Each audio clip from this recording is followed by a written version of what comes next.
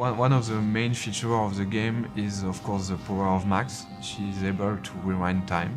We knew we wanted to do something with the rewind mechanic that we had explored in Remember Me, and we started thinking of what can it mean in another context, and we started to bounce ideas around. Very soon this idea of choice and consequence and being able to rewind them came about. You know, what does choice mean when you're able to rewind through them?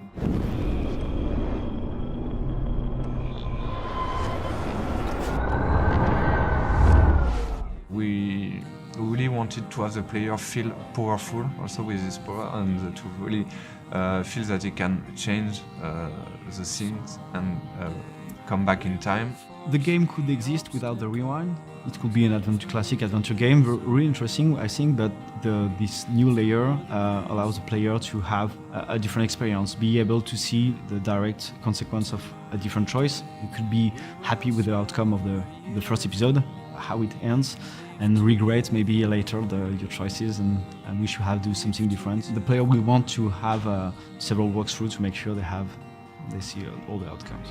When you're dealing with some time travel, you need to define clear rules in order to be sure that it's working within the frame of your story of your game. And also we needed to create those rules to have some really fun uses with puzzles and mechanism for the player. Chloe, you're stalling. I'm changing! Give me a minute! Just don't let me in, now. Please. 1 second! I'm changing! Give me a minute! Please. 1 second! My bra is stuck. I'm not screwing around, soldier. Chloe, open this door. So the idea is when Max is rewinding, she's keeping every knowledge she has. A bit like in the movie Groundhog Day, when I just spoke to you, I rewind, I remember everything you told me, and I can use it again when talking to you. Max is also keeping everything in her inventory. If she puts an item in her bag, she's keeping it with it. So I can grab something, go back with it, just rewind, and I still have the item, even if I rewind it back in time. This kind of rules, we use it a lot for puzzles and also to tell something about also the characters. Even in a dialogue puzzles, you will have some information, but those information will be related to the character. And we've made a lot of tests about the rewind and should Max keep those information, should Max keep those items, should Max be rewinded herself by when she rewind. We have made a lot of tests about this and we finalized those rules. It allows us to have very interesting puzzles and very also funny situations in the game with those rules.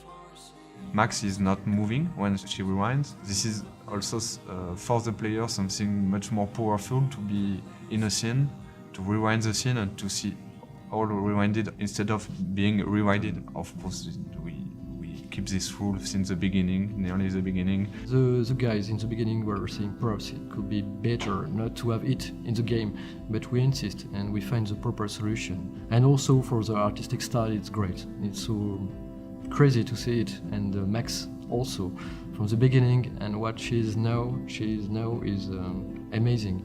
The work they have done is. I'm just happy.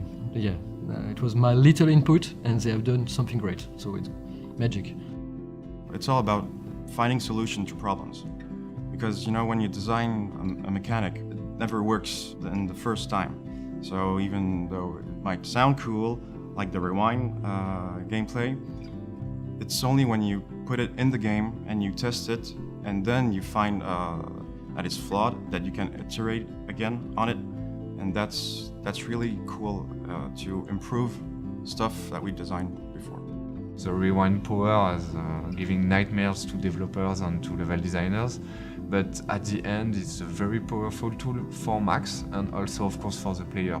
I remember a lot of design discussions the guys had, very complex discussions about the impact of the rewind, what you can do, what you cannot do, how the player will understand the rewind, and yeah, it's a challenge because as this is something that doesn't exist, it's science fiction, you have to make it consistent. At first, when I started production, the scope of the game was pretty small, and we were like only 2 or 3 designers on the team, and by the time when time passed on, we were like 10 designers, and we cranked really the quality of the game. For the player, using this power is really something unique because you can rewind all a scene, so all the animation of a scene, all the particles, all the effects of a scene, all the sound of the scene. Can you give me an example of a Man, I photographer cannot who believe perfectly this. captured the human condition in black and white? Okay, if I'm crazy, Anybody? I might as well go all the way. Bueller? Can I actually reverse time? Since Max is a photographer and the visual of the game are linked to this photographic feeling and also nostalgic feeling, for the rewind effect we developed some new post processes and new visual effect looking like the film is burning when you reach the limit of your power, when Max is getting some headaches because she cannot rewind further in time, or when she's rewinding we have this double exposure feeling like two different times are overlapping or framing at the same moment. So we are using all those visual effects to give a nice feeling with the rewind, to really show the player that is going back in time and to be something quite rewarding and really cool to look at when you're rewinding. The camera burn effect is present, and there is an overlay of light leaks like in a broken camera, and it presents a twirl effect. As if the celluloid, the film, is twisted away before burning.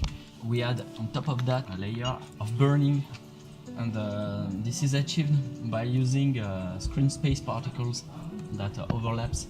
During this effect, Max is rendered as a blurred ghost, and the blurred effect is composited on top of the scene, but slightly offset, like it was a composition of photography. What we want to achieve is to see a reminiscence of Max. It's not the actual Max, but to overprint a ghost of what she has done previously. It's still a story of a character with a rewind power, so there is this story arc that is quite sci-fi, but there is also all those elements of real life that we wanted to deal with, and that's why the game is called Life is Strange. It's also something that's really important for us to talk about those real characters and real issues that some of our players might have experienced themselves already. Seeing people play the game will be the best reward. We've made some playtests, we've seen people giving us their feedbacks, and as soon as you see someone doing a specific thing that's a part of the gameplay that's not mandatory, you see people explore, people enjoying small stuff, smiling, having fun. It's the best feeling you can have. Life is not always so easy. Life is strange, and so you have to grow. And I think the game will help people grow, and I think it will help also video game to grow in a way. It's perhaps pretentious, but we want to bring the independent video game to our industry, and I think there is a huge place for it, and I think it will be very successful. Thanks to Square Enix, who were the first to believe in the project.